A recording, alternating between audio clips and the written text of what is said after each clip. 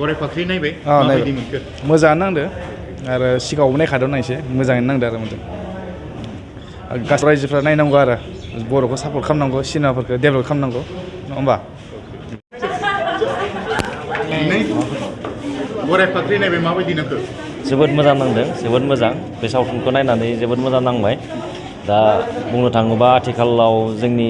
बर' समाजाव सोलिफुबाय थानाय मोनसे गोख्रों मोनसे रादाब होगोन होननानै आङो मिजिंथियो बाय बुंदो दे माबायदि नांखो नायनानै मोजां नांबाय बारे बयखौबो गराय फाख्रि नायबाय मोजाङानो मोनदों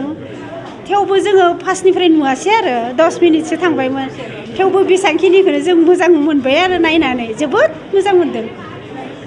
गराय फाख्रि नायबाय माबायदि नांखादों मोजां नांदों मोजां नुब्लाबो नाथाय सासेबो हौवा मानसि नुयैखाय माने बारा थि मोनासै गोसोखोना बेयाव गिबि माने आइजोफोरानो गासै माने बर'नि जि समाज बे थासारिखौ दिन्थिनाय जादों नंगौ नामा मोजां नांदों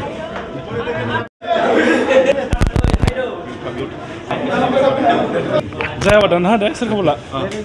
गराय फाख्रि नायबाय माबायदि मोनखो गराय फाख्रि फिल्मखौ नायनानै जों खोब मोजां मोनदों गिबि खेब आङो दिनै जे 4टानि बाजायाव नायनानै खोब मोजां मोनदों बे फिल्मा खोब नैबे जोंनि मा होनना बुङो हौवासा गैयै खोब आइजो माहारिया बेयाव बाहागो लादों आइजो माहारिनि जिखिनि मावनांगौ खामानिखौ मावनायाव बे फिल्माव नुजाथिदों आरो बेवहाय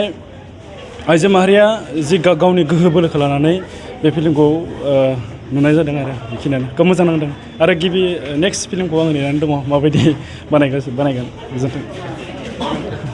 माबायदि नांखो गराय फाख्रि नायनानै जोबोद मोजां नायबाय बेयाव सासे आइजोआ जि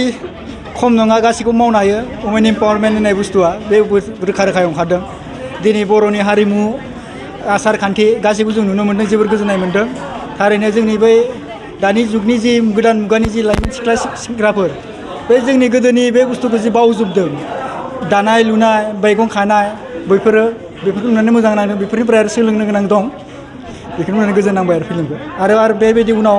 राजनि मेम अनजलि मेमनिफ्राय बेबायदि मोजां सावथुन नुबावगोन होननानै आसा खालामनो थाबाय गोजोन्थों